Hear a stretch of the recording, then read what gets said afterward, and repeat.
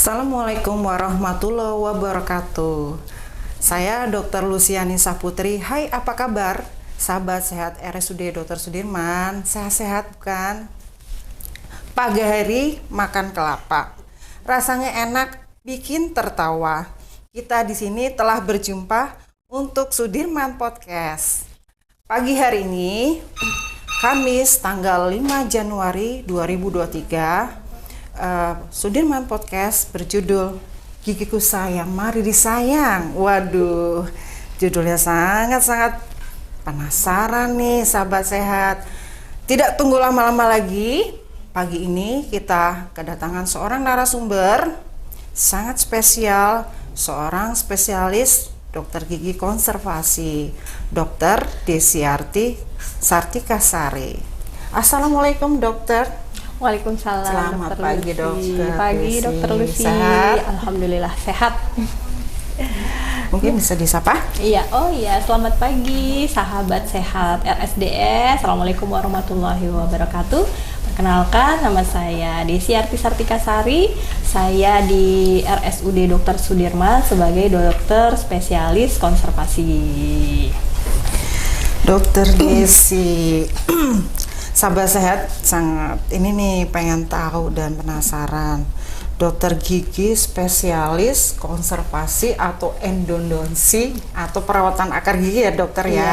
Nah, seperti apa sih kasus-kasus gigi yang dokter tangani? Mungkin sahabat sehat ingin tahu, dokter Desi bisa memberikan penjelasan ke sahabat sehat RSUD Dr. Sudirman. Oh iya, oke iya. Untuk kasus-kasus yang bisa ditangani gitu ya oleh dokter konservasi gigi, salah satunya adalah gigi-gigi yang membutuhkan perawatan saluran akar. Nah, kondisi seperti apa sih gigi-gigi yang mungkin perlu dilakukan perawatan saluran akar? Yang pertama adalah gigi yang mengalami infeksi atau biasanya gigi yang gampangannya mau mati gitu ya saraf giginya. Biasanya keluhannya atau yang paling sering dirasakan itu sahabat sehat atau mungkin kerabat atau mungkin temannya ada yang pernah pengalaman ngerasakan sakit gigi yang sakit sekali sampai mungkin minum obat nggak mempan atau mau tidur aja sampai nggak bisa karena saking sakitnya gitu ya. Nah, itu salah satu indikasi atau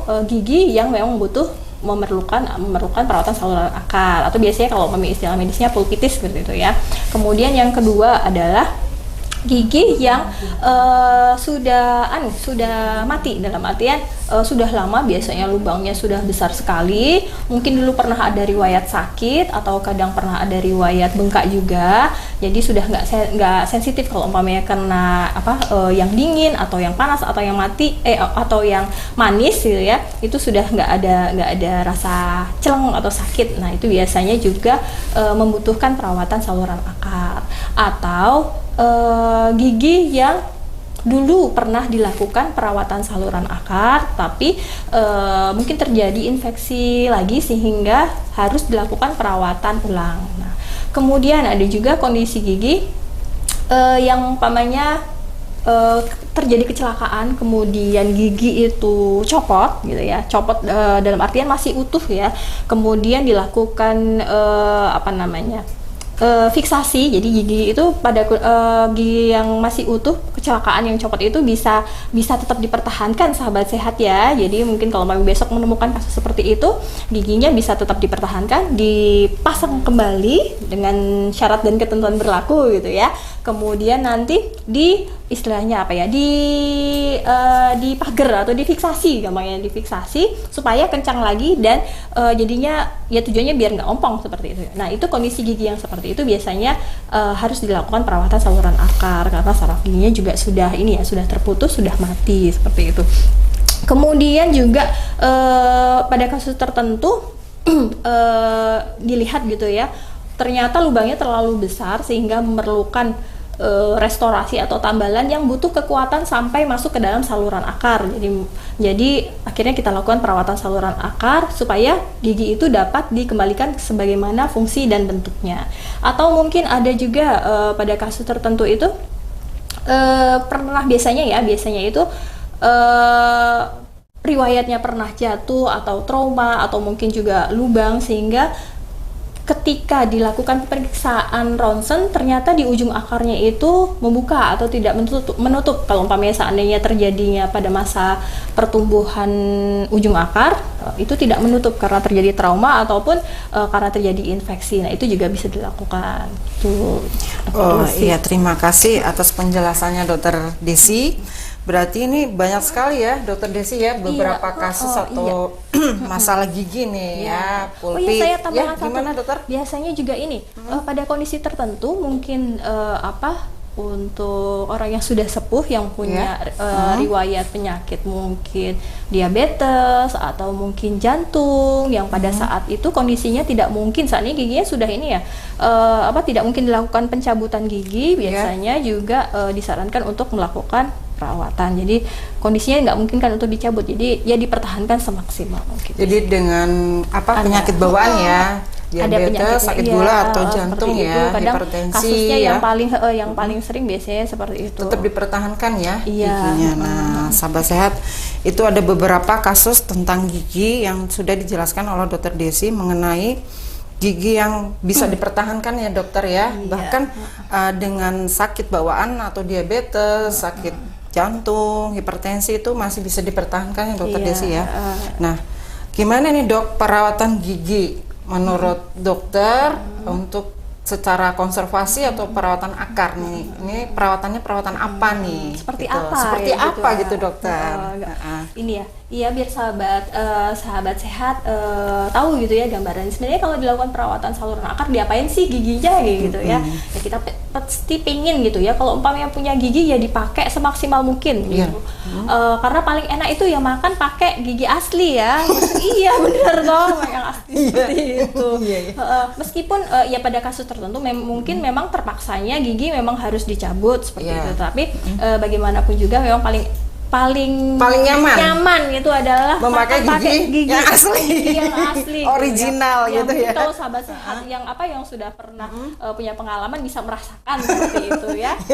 Nah, makanya ini dengan kondisi gigi yang mungkin sudah berlubang atau mungkin sudah pernah riwayatnya sakit ataupun bengkak. Nah, ini kami upayakan supaya gigi itu dapat tetap digunakan, dapat digunakan untuk makan, digunakan untuk senyum gitu ya, karena kan penting juga karena fungsi gigi itu memang ada beberapa gigi depan gigi depan ya untuk senyum, untuk makan, kemudian untuk bicara juga akan mempengaruhi. Itu juga berfungsi untuk berbicara ya dokter ya. Karena coba kalau gigi depannya itu nggak ada seperti itu ya, itu akan mempengaruhi ya.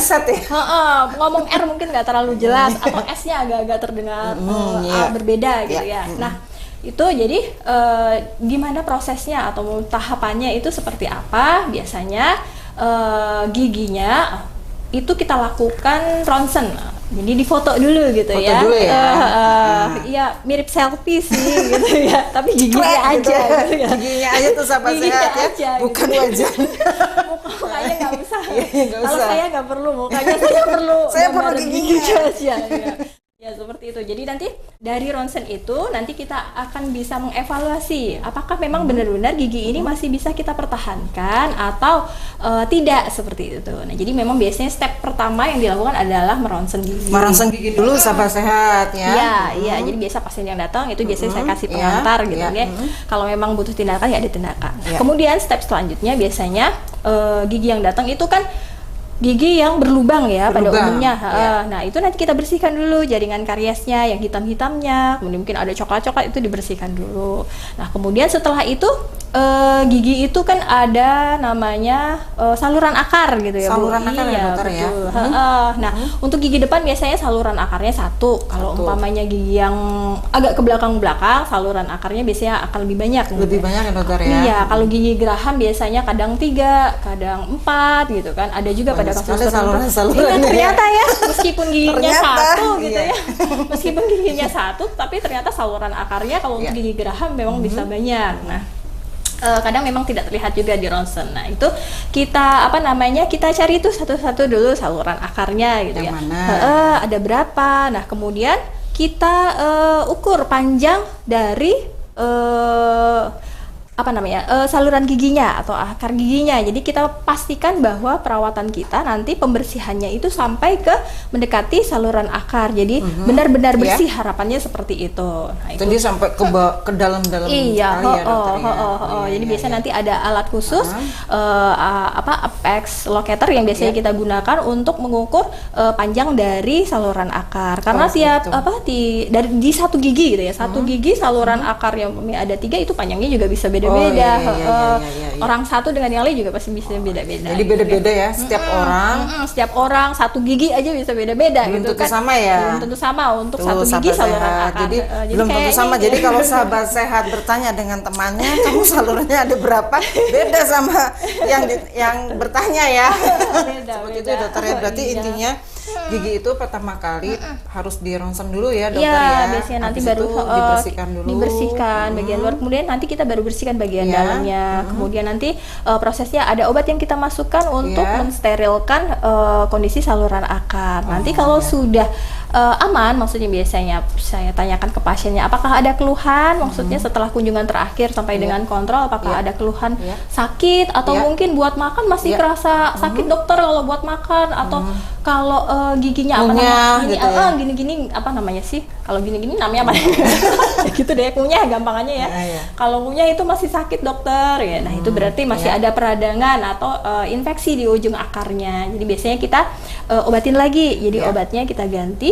Nah terakhir kalau umpamanya sudah tidak sakit, tidak ada keluhan, kemudian dicek juga sudah aman gitu ya, itu baru kita lakukan gampangannya itu penambalan bagian dalamnya. Bagian dalam. Iya, saluran akarnya itu nanti kita isi dengan bahan khusus supaya tidak terjadi infeksi lagi, tidak sakit. Berarti benar-benar dalam satu gigi itu perawatannya eksklusif ya dokter ya? Banyak ya ternyata ya. Ternyata banyak tele-telenya ya. Ya panjang juga ya. Panjang sekali kayaknya cuma gigi, kayaknya cuma satu gigi, tapi kok lama ya? Berarti bisa, maaf ya dokter ya, untuk perawatan gigi itu bisa berminggu-minggu ya dokter ya? Iya betul. Bahkan nggak sampai tahunan ya dok? Kalau tahunan jangan ya.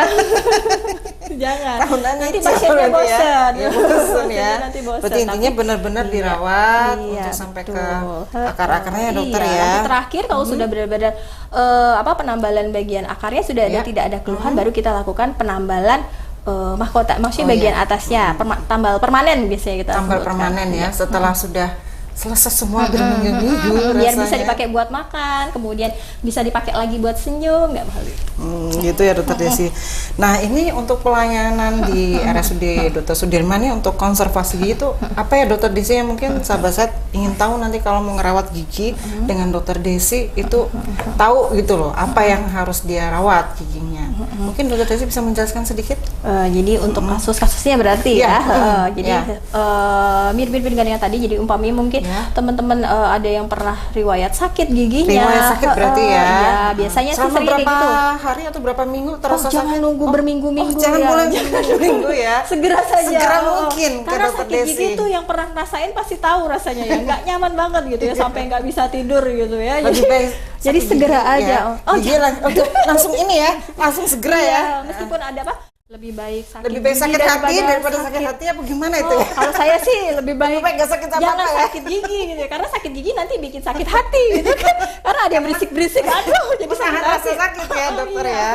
Berarti intinya gigi sakit yang memang sudah mulai nggak enak, segera mungkin ya dokter ya. Atau mungkin kecelakaan giginya patah seperti itu, nah bisa nanti dikonsultasikan. Berarti kasus trauma ya? Ya trauma benar. Jadi bisa konsultasi ke dokter Desi untuk dilihat lagi apakah giginya masih bisa untuk berfungsi. Masih seperti biasa ya. Dirawat ya.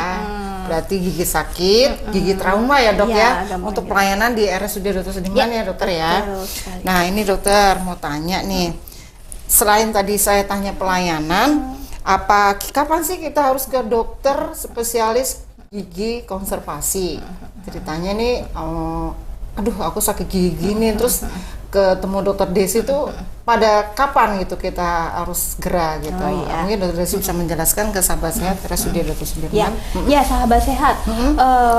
Untuk kasus-kasus itu ya biasanya terutama mungkin sebagian besar saat ini kan banyak yang memanfaatkan pelayanan BPJS ya.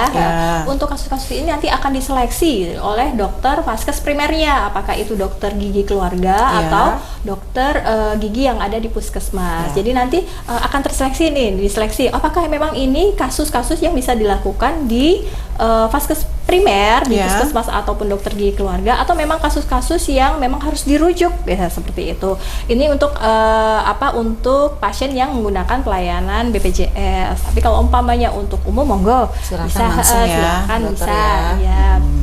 Berarti sahabat sehat untuk kasus ke dokter spesialis konservasi itu dilakukan untuk screening dulu di vaskes primer ya, dokter ya, di puskesmas atau di dokter gigi keluarga ya. Nah, nanti bisa dirujuk ke dokter Desi ya.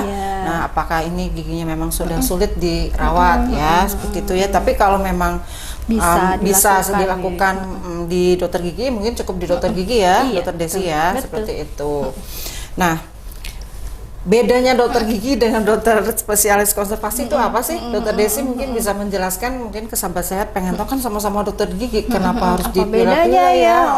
Coba dokter Desi mungkin bisa menjelaskan biar gak bingung sahabat sehat ya. Iya, memang benar perbedaannya biasanya untuk dokter gigi spesialis, terutama spesialis konservasi gigi, biasanya nanti melakukan tindakan atau bisa melakukan perawatan yang mungkin lebih rumit. Jadi gampangannya seperti contoh ya, salah satu contohnya adalah gigi geraham. Gigi geraham. Gigi geraham itu biasanya kan saluran akarnya banyak gitu ya, lebih dari satu gitu kan. Biasanya kadang beberapa teman sejawat yang ada di dokter gigi itu nanti akan merujuk ke dokter gigi spesialis. Atau kadang biasanya saluran akarnya mungkin bengkok. Nah, saluran akar bengkok biasanya nanti dirujuk juga ke dokter gigi spesialis konservasi gigi. Meskipun nanti juga akan kita lihat gitu ya seberapa derajat bengkoknya, apakah memang masih memungkinkan untuk dirawat atau tidak, nanti dievaluasi lagi. Seperti itu dokter Desi ya. Berarti intinya sahabat sehat untuk ke dokter spesialis konservasi gigi itu bila mana terjadi kerumitan ya dok dari si giginya itu. Mungkin kalau dokter gigi mungkin kasus yang lebih mudah ya dokter ya, tidak ada kerumitan seperti tadi bengkok bagian salurannya. Dan memang seperti itu juga nggak bisa kita terawang ya dokter Lucy ya. Karena bukan ini saya nggak bisa terawang kalau kayak gitu. Jadi memang biasanya langsung diperiksa dokter ya. Makanya tadi di awal saya menjelaskan tentang step perawatan itu ya. Jadi yang pertama biasanya kita lakukan ronsen paling nggak itu sedikit membantu memberikan gambaran ya gitu ya. Apakah memang akar giginya bengkok seperti itu. Berarti awalnya itu harus di ronsen gigi dulu ya baru dokter ketahuan Desi ya. Biasanya seperti itu. Sangat bagus ini ya diskusinya untuk pagi ini dokter Desi. Ini ada pertanyaan dari sahabat sehat dari Bunda Vivi ya. Dok, saya mau tanya, anak saya perempuan umur 14 bulan, belum tumbuh gigi. Saya khawatir melihat anak yang lain sudah banyak gigi. Itu gimana dokter Desi? Mungkin bisa menjelaskan ke Bunda Vivi. Ya, Bunda Vivi, memang ini biasa hal yang dicemaskan gitu ya. Kok sudah umur sekian bulan kok belum tumbuh gitu ya? Sama Bu, saya juga merasakan hal itu. Jadi kita sehati ya. Sesama. Saya juga pernah merasakan itu. Tidak hanya saya, ibu saya juga merasakan hal yang sama ternyata kalau saya dapat ceritanya gitu ya. Nah, ini untuk kasus anak-anak biasanya ya. Anak-anak ya. Kok setelah sekian bulan biasanya temannya itu sekitar 6 bulanan sudah mulai muncul gitu ya gigi yang bawahnya. Nah, ini perlu dipertimbangkan atau perlu dievaluasi atau mungkin kita perlu melihat flashback ke belakang ya ibu-ibu ya. Nggak hanya Bunda Vivi, tapi mungkin buat bunda-bunda semuanya atau mungkin ayahnya juga memperhatikan tumbuh kembang putranya.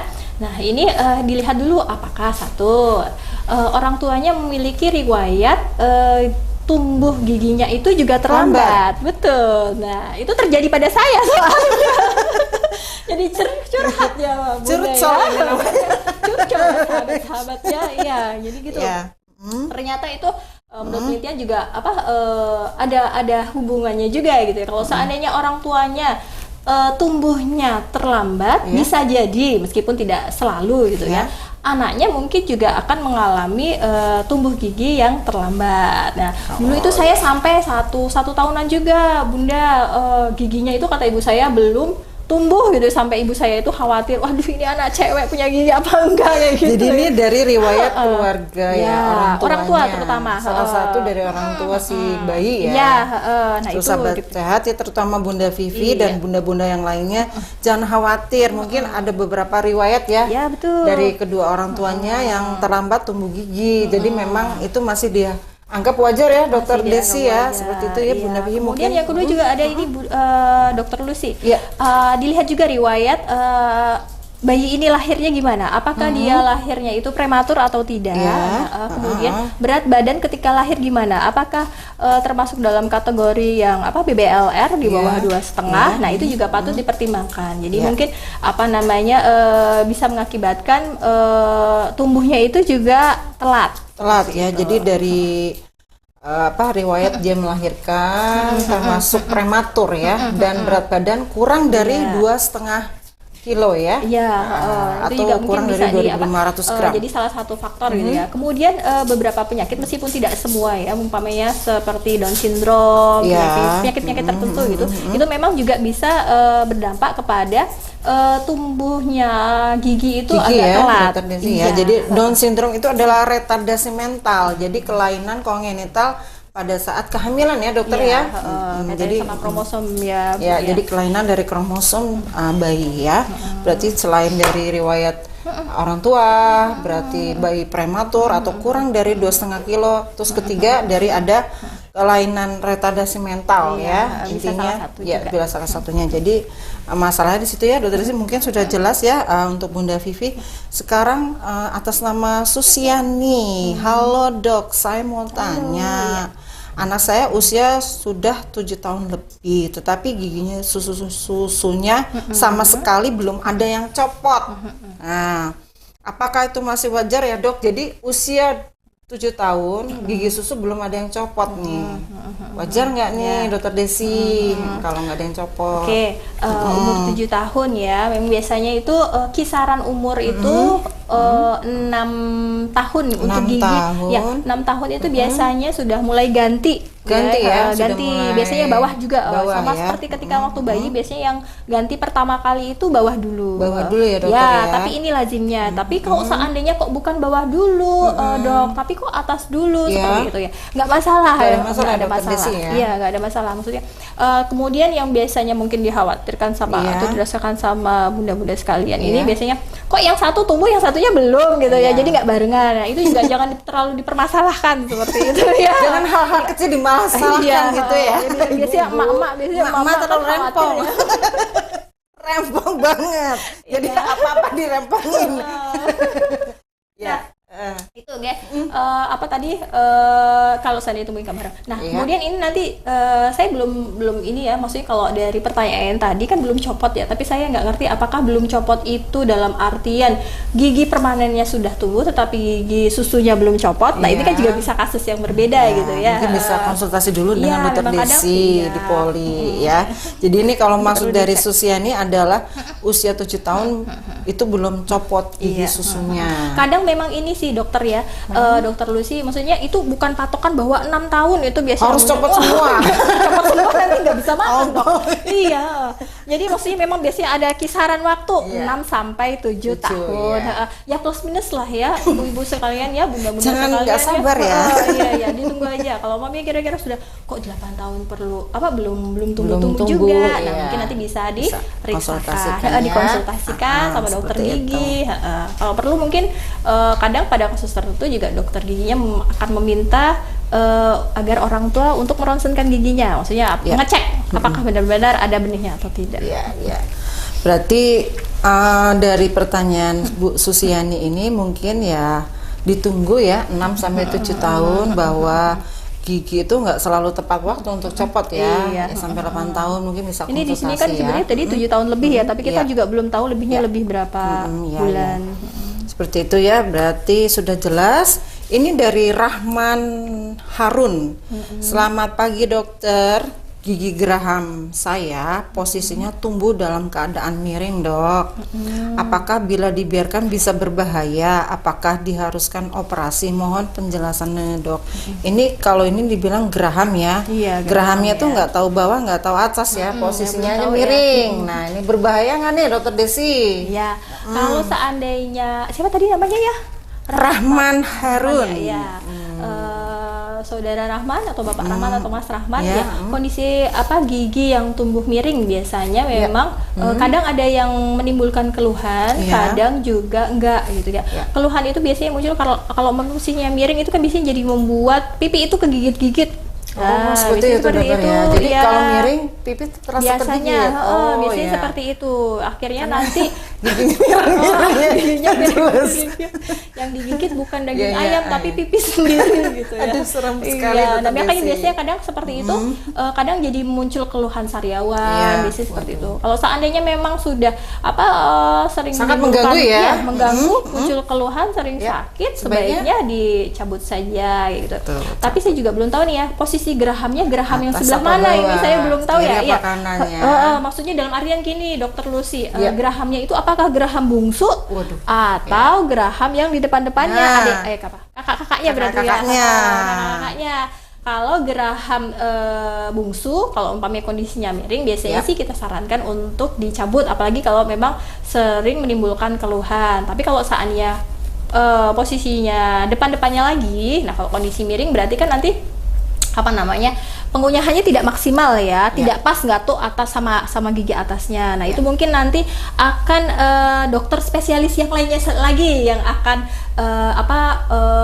menata gigi ini. Jadi ada namanya dokter ortodonsi, nanti berbeda lagi, bukan bidang saya kalau untuk itu. Ya, berarti ini kembali ke dokter spesialis yang lain ya, dokter Iya. ya, untuk gigi geram yang miring. Tapi kalau untuk konsultasi mungkin bisa dicek ya dengan dokter Desi. Begitu ya, Saudara Rahman Harun atau Bapak Rahman Harun. Ini dari Yunarita, Dok. Ada pertanyaan lagi. Dok mau tanya, apakah dokter gigi termasuk ke dalam dokter spesialis? Satu tuh. Karena saya kemarin periksa ke dokter gigi umum, katanya kasus gigi saya harus dengan dokter spesialis. Nah, di RSDS apakah ada dokter gigi spesialis? Kalau ada, pelayanan hari apa aja? Mohon penjelasan.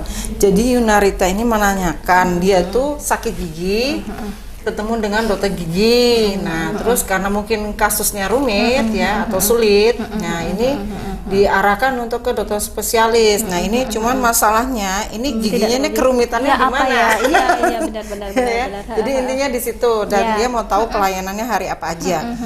Kalau kerumitan ini, maaf ya, untuk Yunarita belum jelas ya, Iya. dokter Desi Jadi ya. saya juga belum bisa menjawab dengan detail Ya. Mbak atau Ibu Yunarita Ya. ini, karena memang dilihat maksudnya rumitnya seperti apa. Apakah kayak umpamanya tadi siapa tadi yang sebelumnya Rahman Mas yang Rahman Harun. yang Nah, yang ini, giginya miring. Nah, itu kan miring, nanti gerahamnya belum jelas. spesialisnya juga yang menanganinya akan berbeda kalau seandainya memang harus Iya. dicabut. Iya. Gitu. Kalau terus tadi yang awal pertanyaannya kalau nggak salah, apakah beda dokter gigi dan Iya. dokter spesialis Iya, ya? Oh iya. mungkin tadi sudah dijawab ya, mungkin dokter Desi bisa menjelaskan sebenarnya lagi bisa ya. menjelaskan lagi ya. Jadi kalau dokter umum dan dokter gigi itu berbeda, itu isinya gitu ya. Jadi Ya. bukan berarti terus dokter gigi itu adalah dokter spesialis. Jadi Ya, bukan bukan karena ya. memang Jadi beda harus jalur bisa ya. ini ya, Beda jalur ya. Iya. membedakan. Karena memang Jadi- ada yang bertanya juga sih Iya, seperti itu, memang kalau soal dokter gigi sama gigi nih, kenapa ada spesialisnya? Kan ada dokter umum, ini gigi, apa gigi ini bagian dari spesialis seperti itu ya. Tapi Gimana, bukan dokter ya. Desi? Jadi memang kalau dokter kami pendidikannya berbeda. Maksudnya untuk dokter umum itu sendiri, nanti ada program spesialisnya. Kemudian kalau dokter gigi itu juga jurusan yang tersendiri. Nanti kalau umpamanya mau lebih mendalami juga bisa mengambil jurusan spesialis Spesialis gigi. lainnya. Jadi gigi sudah gigi ya, cuman gigi itu ternyata ada spesialisnya juga Spesialisnya juga macam-macam ada. gitu ya. Jadi untuk Ibu atau Mbak Yunarita, kalau dokter gigi itu memang ada dokter spesialisnya. Misalnya ini dokter Desi, ini spesialis untuk perawatan akar gigi. Nah, kalau dokter gigi, ya dokter gigi saja ya dokter Iya. ya. Jadi intinya seperti itu. Tadi juga saya dan dokter Desi sudah menjelaskan. Jadi untuk perawatan itu tergantung dari dokter gigi di Paskes primer ya, puskesmas atau dokter gigi swasta yang memang bekerja sama dengan BPJS itu, apakah kasus ini termasuk sulit? Kalau sulit mungkin dirujuk ya Dokter Iya, Desi ya ke biasanya. Rumah Sakit RSUD Dr. Sudirman, seperti itu ya. Nah, ini ada satu lagi nih Dok, dari Farah Dinata. Boleh nggak sih Dok ibu hamil cabut gigi? Nah, kayak gitu gimana nih dokter? Ya, memang ya ini dilematik gitu ya. Maksudnya kondisi hamil itu kan kondisi yang spesial seperti itu ya. Bunda semua ya atau sahabat sehat semuanya memang kadang meskipun sehat tapi ada beberapa hal yang perlu diperhatikan untuk ibu hamil. Termasuk kondisi mungkin jika Ibu membutuhkan hamil tindakan pencabutan gigi. Nah, pada kasus-kasus tertentu memang itu kasus yang sangat urgent sehingga perlu dilakukan tindakan pencabutan karena bisa mungkin membahayakan kondisi ibunya juga gitu. Mungkin akan dilakukan pencabutan gigi pada trimester yang mungkin katakanlah agak rawan seperti itu ya. Tapi biasanya itu yang melakukan adalah dokter spesialis seperti itu. Pada kondisi tertentu memang masih memungkinkan gigi itu dicabut. Biasanya pada trimester 2. Trimester 2 itu relatif aman untuk dilakukan pencabutan gigi seperti itu. Trimester kedua. Iya, trimester 2 berarti itu relatif persyaratannya itu untuk ibu hamil itu trimester kedua ya. Berarti di atas 3 bulan ya. Iya, kalau seandainya memang giginya itu sudah tidak mungkin dipertahankan lagi, tidak mungkin dirawat, gitu ya. Kemudian kok jadi khawatirnya malah bikin sakit-sakit terus kan kadang ada kondisi yang sering bolak-balik bengkak seperti itu ya, daripada nanti bikin infeksi seperti itu. Jadi biasanya memang pada khusus tertentu memang tindakan ekstraksi itu atau pencabutan gigi dibutuhkan pada ibu hamil. Tapi biasanya ya ibu ya sahabat sehat semua itu dilakukan pada trimester 2. Tapi pada kondisi tertentu juga mungkin bisa dilakukan dengan syarat dan ketentuan berlaku itu di luar trimester itu. Iya. Berarti di bawah trimester kedua itu bisa ya. Berarti usia 3 bulan, 2 bulan. Biasanya yang lebih safe sih, yang lebih aman sih yang trimester dari kedua. trimester kedua ya. Berarti lebih dari 3 bulan tuh sahabat sehat. Jadi selain itu juga mungkin ada pembawaan penyakit lain, misalnya sakit gula atau darah tinggi, itu kan juga bisa mempengaruhi ya dokter ya. Jadi nggak sembarangan untuk dicabut gigi ya dokter ya. Betul. Jadi atau memang biasanya memang penyakit kita bawaan pastikan ya. Degeneratif ya, lebih cenderung ke degeneratif ya, kayak umpamanya diabetes mellitus boleh dilakukan pencabutan, boleh kok kalau seandainya dengan memang kehamilan ya, diabetes mellitus dengan kehamilan. Maksudnya dengan misalnya. kehamilan ya? Biasanya sih yang penting kalau umpamanya itu biasanya kan juga akan konsul rutin dengan dokternya ya. Kalau umpamanya dengan penyakit-penyakit bawaan biasanya kita konsultasikan dulu dengan dokter yang merawat, dan dengan syarat tertentu umpamanya gula darahnya aman gitu, tensinya aman, nah itu bisa. Berarti dengan dokter spesialis penyakit dalam mungkin ya. Untuk atau mungkin dokter ya, paling enggak dokter ininya ya, dokter yang kandungannya ya dulu ya. Untuk hipertensinya mungkin untuk dokter spesialis dalam, baru nanti ke gigi ya gimana, apakah sudah memang sesuai dengan persyaratannya dokter Desi ya. Iya betul. Sangat menarik ini untuk pagi ini ya, Sudirman Podcast kita ya, tentang gigi. Gigiku sayang, mari disayang. Aduh, terima kasih nih Dokter Desi atas kedatangannya di pagi hari ini ya di acara Sudirman Podcast ya. Nah, mungkin Dokter Desi punya pesan nih buat sahabat sehat RSUD Dr. Sudirman. Pesannya apa nih? Untuk maksudnya kasus gigi apa saya bisa konsultasi dengan dokter Desi atau mungkin ke dokter gigi dulu atau gimana? Silakan dokter. Iya, pesan saya untuk sahabat sehat semua, jika memiliki masalah gigi gitu ya, jangan ragu, jangan takut untuk memeriksakan diri ke dokter gigi gitu ya. Bisa dokter gigi biasa atau bisa ke dokter gigi spesialis, dan nanti akan dilihat gitu. Karena memang sebagian besar juga masih banyak yang takut gitu ya untuk ke dokter gigi, takut dicabut seperti itulah. Tapi ya itu tadi, kita lihat giginya, siapa tahu masih bisa dipertahankan gitu ya. Dan jangan terburu-buru untuk kalau umpamanya sakit nih. Biasanya kalau umpamanya udah sakit gitu ya, pokoknya pengen dicabut biar besok nggak kambuh, biar besok nggak sakit lagi gitu ya. Jangan buru-buru gitu. Mari dicek dulu apakah masih bisa kita pertahankan ya. Makanya tadi judulnya ya, seperti judulnya ya, gigiku sayang, mari disayang. Mari disayang. Berarti intinya Sahabat sehat, Dokter Desi berpesan pada saat gigi saat sakit jangan langsung melakukan pencabutan ya dokter ya. Iya, Jadi harus dilihat dulu, diperiksa, dikonsultasikan dulu apakah harus segera atau memang diobatin dulu ya dokter ya. Iya, Seperti kalau itu. memang sudah terpaksanya sekali maksudnya giginya tidak bisa dipertahankan ya, Iya. dengan berat hati gitu ya sebaiknya memang diambil gitu. Iya. Tapi kalau seandainya memang masih memungkinkan untuk dirawat, Iya. saran saya sih lebih baik kita pertahankan sampai batas maksimal gigi itu dapat dipertahankan. Kalau seandainya memang sudah tidak memungkinkan lagi ya akan kita cabut. Tetapi ya itu tadi seperti saya yang sudah sampaikan di awal, bagaimanapun juga paling enak itu makan ngunyah itu pakai gigi sendiri. Gigi original. Gigi sendiri ya dokter ya. Iya. Nah, untuk praktek dokter Desi itu setiap hari ya dokter ya? Iya, Apa ada insya hari Allah. tertentu? Setiap hari Setiap insya Allah hari di ya, RSDS Senin dan ya. sampai Sabtu ya. Dari jam berapa dokter Desi?